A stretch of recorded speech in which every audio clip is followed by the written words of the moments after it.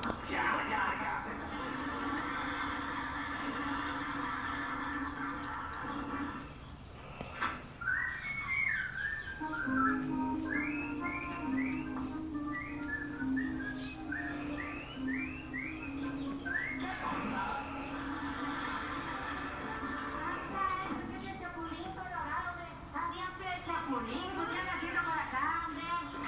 Eso es lo que yo te pregunto a ti.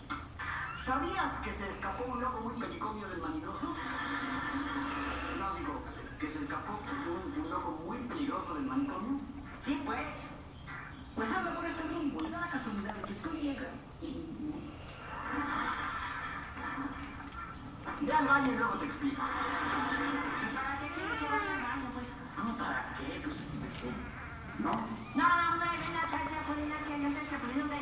Lo que pasa es que yo andaba de cacería montando mi caballo.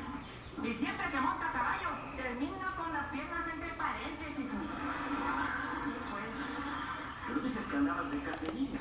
O sea, matando animalitos indefensos. Sí, Chapulín. ¿Y sabes qué fue lo primero que maté? ¿Qué?